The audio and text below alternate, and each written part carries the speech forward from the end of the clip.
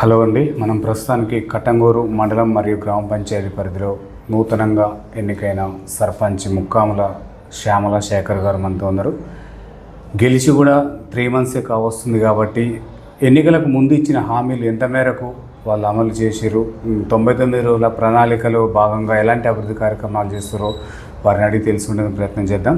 చెప్పండి sir, madam, ఎట్లా ఉంది అభివృద్ధి కార్యక్రమాలు, ఏ విధంగా చేస్తున్నారు? గెలిచినాక నుంచి ఇప్పటి వరకు చేసిన నూతన కార్యక్రమాలు ఏమున్నాయి? నమస్కారం సార్. ఓకే, మొదటగా ఇప్పుడు మేము గెలిచి 3 నెలలు అవుతుంది. ఎన్నికల్లో భాగంగా మేము ఏదైతే హామీ ఇచ్చినామో, అనునిత్యం అందుబాటులో ఉండి ప్రజలకు అందుబాటులో ఉంటామని ఏదైతే మాట ఇచ్చినామో, గెలిచిన తెల్లారి నుంచి మేము ఎప్పుడూ నిత్యం అందుబాటులోనే ఉన్నాం, ప్రజల మధ్యనే తిరుగుతున్నాం. ప్రభుత్వ ఏదైనా కార్యక్రమాలు ఏదైతే సూచిస్తుందో వాటిలో కూడా మేము చాలా క్రియాశీలకంగా పార్టిసిపేట్ చేస్తున్నాం. అందులో మా దృష్టిలో ఉన్న శానిటేషను, తాగునీటి, ఇలాంటి విద్యుత్ స్తంభాలు, విద్యుత్ దీపాలకు సంబంధించినవి కూడా మేము ఎలాంటి అవకతవకలు లేకుండా చాలా పకడ్బందీగా దాన్ని కార్యాచరణ కరెక్ట్గా చేసుకుంటున్నాం. ఇప్పటివరకు ఎలాంటి లోట్లు లేకుండా మేము కరెక్ట్గా అమలుపరుచుకుంటున్నాం అమలు తీరు. ఓకే మేడం, మీరు ఒక మహిళా సర్పంచ్గా, యువ నాయకురాలిగా ఉన్నారు మేడం. ఇక్కడ మహిళలకు ఎలాంటి రక్షణ కల్పిస్తున్నారు? ఎందుకంటే ఇది చాలా మెయిన్ రోడ్డు ఉంది కాబట్టి మహిళకు రక్షణ ఏ విధంగా ఉంది? మహిళా భద్రత కోసం మీరు నూతన గ్రామ పంచాయతీలో కానీ, మీరు నూతన సర్పంచ్లో కానీ ఎట్లా చేస్తున్నారు మేడం? అయితే ఇప్పుడు బయట పరిస్థితులు మహిళలకు అనేది రక్షణ లేదు కాబట్టి గంజాయి, డ్రగ్స్ అనే దానిలో యువకులు చాలా చిక్కుకొని ఇట్లా ఉండరు. ఇలాంటి మహిళలకు రక్షణ లేని పనులు అనేక విధంగా సొసైటీలో జరుగుతున్నాయి కాబట్టి వాటికి అరికట్టే విధంగా మేము ప్రణాళికలు, మా ఆలోచనలో మా ప్రణాళికలు ఉన్నాయి. మాకు ఇక్కడ గంజాయి, డ్రగ్స్ నివారణ కొరకు మనకు పోలీసులు ఒక అవేర్నెస్ అనేది ఏర్పాటు చేసారు. మీకు కూడా జనంలోకి అవేర్నెస్ కల్పించే ప్రోగ్రాంలు చేపడుతూ యువకులని దాని నుంచి బయటపడేస్తూ మహిళలకి, చిన్నపిల్లలకి రక్షణ కల్పిస్తున్నాం. ఓకే మేడం, ఇది మండల హెడ్ క్వార్టర్గా ఉంది. ఇక్కడ గ్రామ భద్రత కోసం మీ ఏర్పాట్లు ఏ విధంగా ఉండబోతున్నాయి? సీసీ కెమెరాలు ఏమైనా ఏర్పాటు చేస్తున్నారా? మనది హెడ్ క్వార్టరు మెయిన్ హైవే కాబట్టి ఇక్కడ సీసీ కెమెరాలు కూడా ఏర్పాటు చేయాలనే ఆలోచన ఉంది. మెయిన్ సెంటర్లో కొన్ని సీసీ కెమెరాలు అనేవి పెట్టుకుంటే కొంచెం ఎలాంటి ఈ దొంగతనాలు అనేవి, ఇంకా మోటార్ సైకిళ్ళు ఎలాంటి అయినా అట్లాంటివి జరుగుతుంటే మనం తొందరగా ఐడెంటిఫై చేయడానికి అనుకూలంగా ఉంటుంది కాబట్టి మనం కూడా సీసీ కెమెరాలు పెట్టాలన్న ఆలోచన ఉంది. త్వరలో మనం ఎక్కడెక్కడ అవసరమైన సెంటర్స్ ఉంటాయో అక్కడ మనం పెట్టాలనే ఆలోచన ఉంది. ఓకే మేడం, అంటే దాతల ద్వారా ఏమన్నా చేసే ఏర్పాట్లు ఉన్నాయా, లేక గ్రామ పంచాయతీ నిధులైనా ఇంకెవరైనా ముందుకు వస్తున్నారా? పోలీస్ వ్యవస్థ అట్లాంటి వాళ్ళు ఎవరైనా ముందుకు వస్తున్నారా సీసీ కెమెరాల గురించి? అయితే మేము ఈ ఆలోచన వచ్చింది, సీసీ కెమెరాల గురించి ఆలోచన వచ్చింది. ఎవరైనా డోనర్స్ ఉన్నారేమో అని చెప్పేసి ఒక ఇంటిమేషన్ ఇచ్చి ఎవరైనా స్పాన్సర్ చేస్తారేమో అన్న ఆలోచన ప్రకారంగా కొంతమందికి ఇంటిమేషన్ ఇచ్చినాం. వాళ్ళు ఎలాంటి రెస్పాండ్ అయితే వాళ్ళ ద్వారా తీసుకోగలుగుతాం. ఎలాంటి సానుకూలత లేనప్పుడు గ్రామ పంచాయతీ నిధుల నుంచి పెట్టాలనుకుంటున్నాం. ఓకే మేడం, మీకంటే గవర్నమెంట్ 6 గ్యారెంటీలు ప్రకటించింది. ఉచిత బస్సు, సన్న బియ్యం, గ్యాస్, ఇవన్నీ కూడా. దీంట్లో ఇందిరమ్మ ఇండ్లు కూడా ఉన్నాయి మేడం. ఆ ఇందిరమ్మ ఇండ్లు ఎంత మేరకు లబ్ధి చేకూరింది లబ్ధిదారులకి? సీసీ రోడ్లు ఎన్ని పూర్తయినాయి? ఇంకా చాలా చోట్ల కాలేవని చెప్పేసి మా దృష్టికి వచ్చింది. అయితే ఇప్పుడు మా పాలకవర్గం రాకముందుకు, ఈ స్థానిక పాలకవర్గం రాకముందుకు, అంతకుముందుకే కొన్ని మొదటి విడత ఇందిరమ్మ ఇండ్లు అనేవి శాంక్షన్ జరిగినాయి. ఆ రోజు మరి అధికారుల ఎంపిక కరెక్టు లేదా లేకపోతే ఎలాంటి పొరపాట్లు జరిగినాయో తెలియదు. చాలా వరకు మన ఊరికి ఒక 90 ఇండ్లు అయితే అందులో కట్టుకున్న వాళ్ళ పర్సెంట్ ఒక 40-50 రేషియోలోనే ఉంది. మిగతా అన్నీ పెండింగ్లో, వాళ్ళు కట్టుకోకుండా పెండింగ్లో పెట్టిర్రు. దాన్ని క్యాన్సిల్ చేయించి మరి వేరే వాళ్ళు అవసరం ఉన్న పర్సన్స్కి ఎవరికైతే ఎలిజిబుల్ క్యాండిడేట్స్ ఉన్నారో వాళ్ళకి ఇచ్చే ఆలోచనగా చేయాలని మన సెక్రటరీ గారికి కూడా ఆ ఇంటిమేషన్స్ ఇచ్చినాం, ఆదేశాలు ఇచ్చినాం. ఇక ముందు కూడా మనకి ఏమన్నా ఇందిరమ్మ ఇండ్లు, ప్రభుత్వ సంక్షేమ పథకాలు ఏదైతే ఉన్నాయో అవన్నీ అర్హులున్న పర్సన్స్కి మనం అందేలాగా చేకూరుస్తాం. ఎలాంటి నిష్పక్షపాతంగా ఎవరైతే ఎలిజిబుల్ ఉన్న పర్సన్స్కి ప్రభుత్వ పథకాలన్నీ అందే విధంగా చూసుకుంటాం.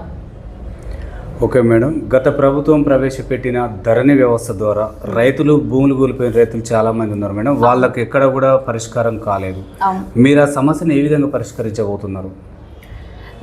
ధరణి యాప్ అనేది తీసుకొచ్చి కేసీఆర్ గారు అనేక ప్రభుత్వ భూములని కబ్జా కోరుల చేతుల్లో చాలా వరకు పెట్టిరు. మన రేవంత్ రెడ్డి సార్ భూభారతి అనే యాప్ ద్వారా దాన్ని తిరిగి భూ ప్రక్షాళన తిరిగి స్వాధీనం చేసుకునేటట్టు తీసుకొచ్చిండు, ఒక విధానాన్ని తీసుకొచ్చిండు.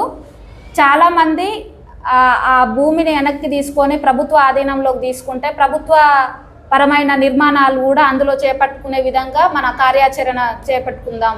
ప్రభుత్వ కార్యాలయాలు, ప్రభుత్వ పార్కులు, క్రీడా మైదానాలు అలాంటి ఏమన్నా వాటికి వాడుకొని మన గవర్నమెంట్ ఆధీనంలో ఉంటే, గవర్నమెంట్ భూమి గవర్నమెంట్ ఆధీనంలో ఉంటే మనకు లాభదాయకంగా ఉంటుంది. ఓకే మేడం, ఇప్పుడు మండల హెడ్ క్వార్టర్లో ఉన్న నిరుద్యోగ యువత చాలామంది ఉన్నారు మేడం. వాళ్ళకు ఉపాధి ఏ విధంగా కల్పిస్తున్నారు?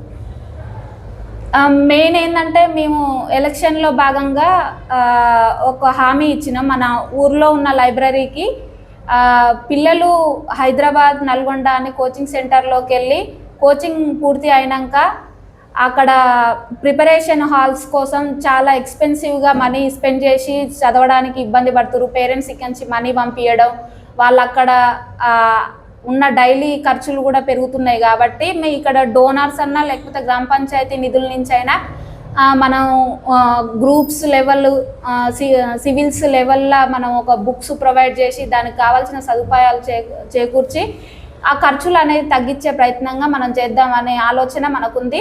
ఇది త్వరలోనే చేస్తాం. మేము ఆలోచన మాకు ముందే ఉండి ఎన్నికల ప్రణాళికలో మేము మేనిఫెస్టో లాంటి దాంట్లో మేము మెన్షన్ చేసుకున్నాం. బుక్స్ ప్రొవైడ్ చేసి ఆ ఖర్చు తల్లిదండ్రులకు, విద్యార్థులకు ఆ భారం నుంచి తొలగించాలనేది మా ఆలోచన. ఓకే మేడం, ఈ మొత్తం 15 వార్డులలో మిషన్ భగీరథ ద్వారా సమస్యలు చాలా ఉన్నాయి. నీళ్లు అందుతలేవని చెప్తున్నారు. కొన్ని చోట్ల పైపులు కూడా ఇంటింటికి లేకపోవడం జరిగింది. ఆ సమస్యను మీరు ఎప్పుడు మొదలు పెడతారు? ఈ ఇంటింటికి నీళ్ళు ఎప్పుడు అందియగలుగుతారు? అయితే గత ప్రభుత్వంలో మిషన్ భగీరథ నీళ్లు ఇంటింటికి ఇస్తారని కేసీఆర్ గారు చెప్పారు. అయితే చుట్టుపక్కల ఉన్న గ్రామాలలో కొన్ని గ్రామాలలో పూర్తి అయినా కూడా ఇది మేజర్ గ్రామ పంచాయతీ ఇక్కడనే కాకపోవడం చాలా బాధాకరం. ఇక్కడ ఏంటిది ఒక 50% మాత్రమే మిషన్ భగీరథ నీళ్లు వాడుకుంటారు. మిగతా 50% ప్రజలకి మిషన్ భగీరథ నీళ్ళు అనేవి వాడుకలోనే లేవు. వాళ్ళు అధికారులు కంప్లీట్ కాకముందుకే వాళ్ళు మధ్యలోనే ఉపసంహరించుకుర్రు, ఆ పనులని ఉపసంహరించుకుర్రు. ఆ అసంపూర్తిగా ఉన్న మిషన్ భగీరథ పనులను మేము చేపట్టి ఇంటింటికి మా పీరియడ్లో ఇంటింటికి నీళ్ళు వచ్చే విధంగా మేము కృషి చేస్తాం. ఓకే మేడం, ఈ మండలంలో ఉన్న ప్రతి గ్రామ పంచాయతీ నుంచి అంతా ఇక సంతకు రావటం కానీ ఎక్కడికి వెళ్ళాలన్నా ఇక్కడికి రావాల్సిందే. వీళ్ళకి బాగా కూడా ట్రాఫిక్ జామ్లు అవుతున్నాయి. ఇక్కడ ఇంకో అండర్ పాస్ చేయాలని చెప్పేసి అంటున్నారు. మీరు ఎన్నికలకు ముందు కూడా మీరు హామీ ఇవ్వడం కూడా జరిగింది మేడం. దానిపైన మీరు ఎలాంటి దృష్టి పెట్టబోతున్నారు? ఇప్పుడు సంతకి సరి అయిన స్థలం అనేది మన కట్టంగూరులో పశువుల సంతకి సరి అయిన స్థలం ఉంది. కూరగాయల మార్కెట్కి అనేది సరైన స్థలం లేకుండా ప్రజలు అనేటోళ్ళు ఆ కూరగాయల వ్యాపారం చేసుకునే చిరు వ్యాపారులు ఎంతో ఇబ్బంది పడుతుర్రు. ఏంటంటే ఇటు సైడు కొంచెం ప్లేస్ ఉంది, ఈ పశువుల సంత సైడు దాన్ని మళ్ళిద్దామనే ఆలోచన ఉన్నా కూడా అండర్ పాస్ అనేది లేక ఏమన్నా ప్రమాదాలు జరుగుతాయేమో అన్న భయంతో మేము ఆ సాహసం చేయలేకపోతున్నాం. ఒక అండర్ పాస్ ఉంటే జనాలు రాకపోకలకి ఎలాంటి ఇబ్బంది లేకుంటుండి ఉండేటట్టుంటే మేము యువతలకి మార్చుకునే ప్రయత్నం ఉంటుంది.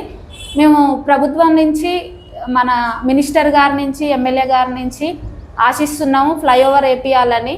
ఓ పెద్ద ఫ్లైఓవర్ వేపిస్తే బాగుంటుందని మేము కోరుకుంటున్నాం. హెవీ వెహికల్స్ కూడా అవతలికి పోయేటట్టు ఉండాలి. భవిష్యత్తులో మళ్ళీ మార్పులు చేర్పులు ఉండవు కదా. ఒకసారి రహదారి పడ్డదంటే మళ్ళీ ఇప్పుడు ఎక్స్టెండ్ చేసే అవకాశం ఉండదు కాబట్టి పెద్ద ఫ్లైఓవరే కోరుకుంటున్నా. అది అందుబాటులో లేకపోతే మామూలు అండర్ పాస్ గతంలో ఉన్న దానిలాగా చేసినా కూడా మేము మంచిగా ఉంటుంది. మేము మినిస్టర్ గారి దగ్గరికి ఈ మధ్య వెళ్ళాలని అనుకుంటున్నాం, అండర్ పాస్ కావాలని. అలాగే సంతను కూడా మేము అభివృద్ధి చేయాలనుకుంటున్నాం. వాళ్ళకి వ్యాపారులకు కావాల్సిన వసతులు కల్పించడం కోసం ఓ షెడ్ లాంటిది వేసుకొని కొన్ని ఉన్నాయి మాకు కొన్ని నీడెడ్ థింగ్స్. ట్రాఫిక్ నిర్ధారించాలంటే అంటే ట్రాఫిక్ నివారించాలంటే మీరు ఎలాంటి చర్యలు తీసుకోవాలి? అది ఎక్కడి నుంచి ఎక్కడికి మీకు ఫ్లైఓవర్లుగా చేస్తే సరిపోతుంది అంటారు? ఇప్పుడు ఈదులూరు కలిమేర రోడ్డుకి ఆపోజిట్గా ఉన్న రహదారి పైన మాకు ఒక ఫ్లైఓవర్ అవసరం ఉంటుంది. అక్కడ ఒక ఫ్లైఓవర్ ఉంటే అవతలికి ఇవతలికి వాహనాల రాకపోకలు ఎలాంటి అవాంతరాలు లేకుండా సాఫీగా జరిగిపోతాయి. అలాంటప్పుడు ఎలాంటి అవకతవకలు ఉండవు, ఎలాంటి ప్రమాదాలు జరగడానికి కూడా అవకాశం ఉండదు. కాబట్టి దీనికి తగిన చర్యలు తీసుకొని మంత్రి గారైనా ఎమ్మెల్యే గారైనా మాకు సహకరించాలని కోరుకుంటున్నాం. ఈ విషయంలో వాళ్ళని అప్రోచ్ అవ్వాలని మేము అనుకుంటున్నాం. ఈ మధ్య ఓకే మేడం, 99 రోజుల ప్రణాళికలో ఇప్పటి వరకు ఎలాంటి అభివృద్ధి చేసారు? మీరు చేసిన నూతన అభివృద్ధి కార్యక్రమాలు ఏమున్నాయి మేడం?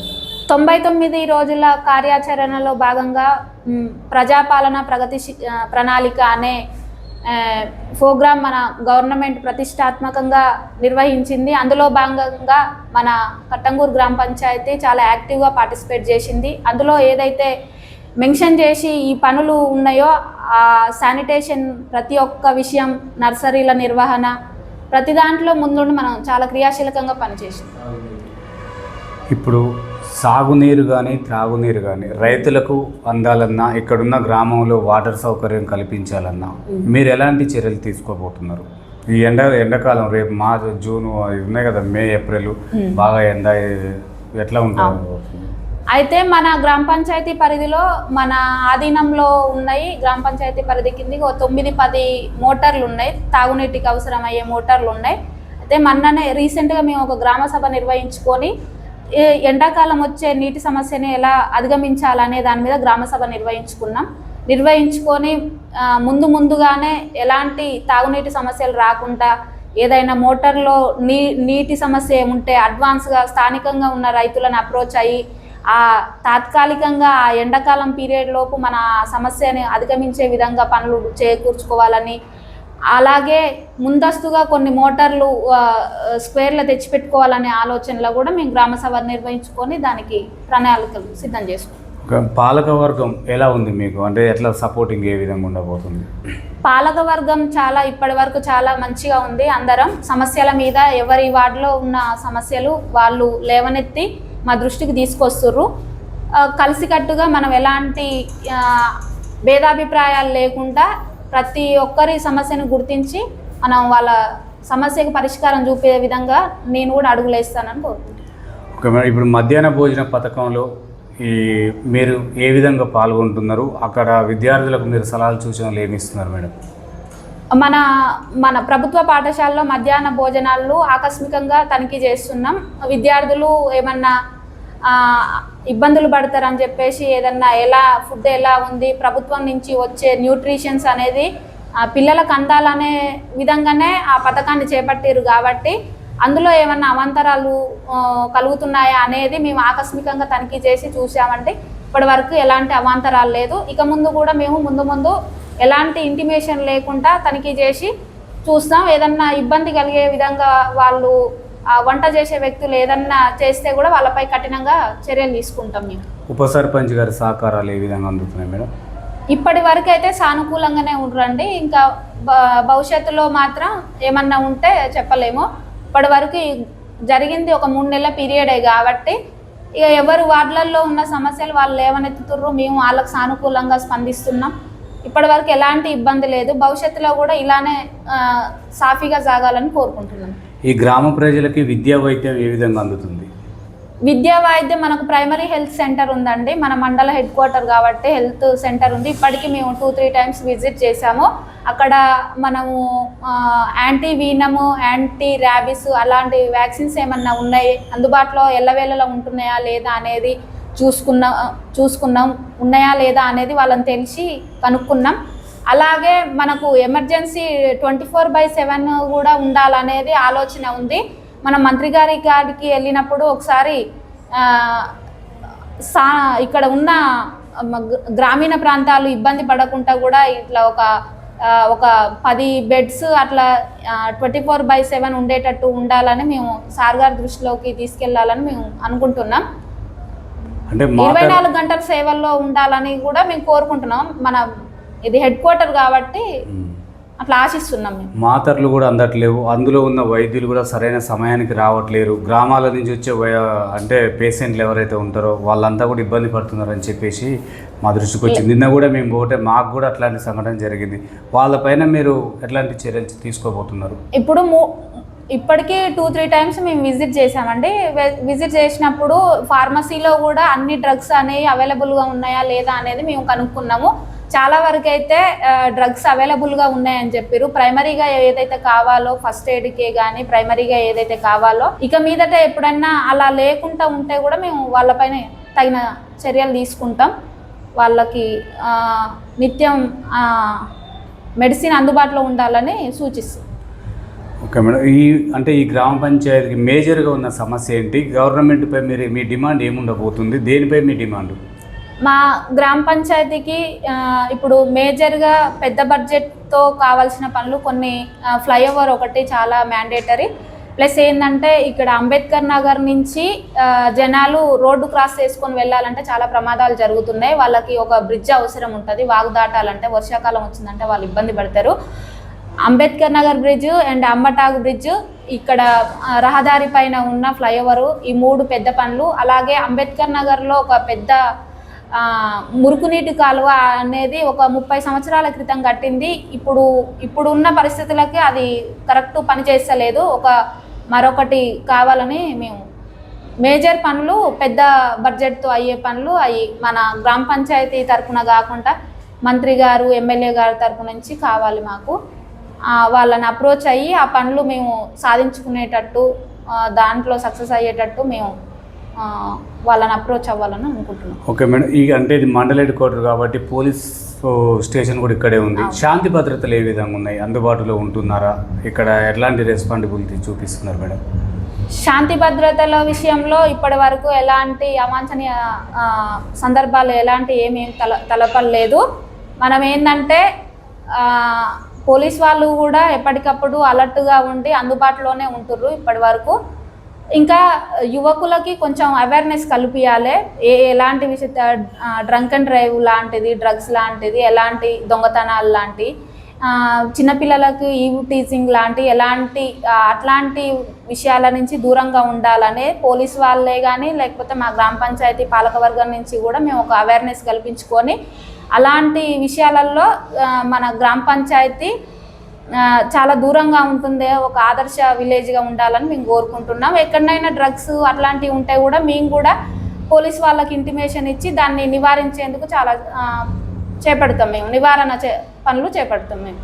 ఓకే, అంటే మీ పాలక వర్గ సభ్యులకు కానీ అంటే మిమ్మల్ని గెలిపించిన ప్రజలకు, గ్రామ ప్రజలకు కానీ ఫైనల్గా మీరు ఏం చెప్పదలుచుకున్నారు? నన్ను ఇంత చిన్న వయసులో నాకు ఈ అధికారాన్ని కట్టబెట్టిన కట్టంగూరు ప్రజలకు నేను ఎప్పుడూ కృతజ్ఞతాభావంతో ఉంటాను. ఇప్పుడు ఏంటిది నాకు చాలా గర్వంగా ప్లస్ భయం అనే 2 ఎమోషన్స్ తోటి నేను పని చేశాను. నేను ఈ 5 సంవత్సరాలు స్వలాభానికి పోకుండా గ్రామ పంచాయతీ అభివృద్ధి కోసం నా పీరియడ్లో కంటికి కనిపించే అభివృద్ధి పనులు, వీళ్ళ పీరియడ్లో ఒక అభివృద్ధి పనులు జరిగాయని శాశ్వతంగా నాకు ఒక గుర్తింపు రావాలనే ఆలోచనతో నేను ముందుకు సాగిపోయి పనిచేశాను. ఓకే మేడం, ధన్యవాదాలు మేడం. చూస్తూనే ఉండండి మీ తెలుగు టీవీ.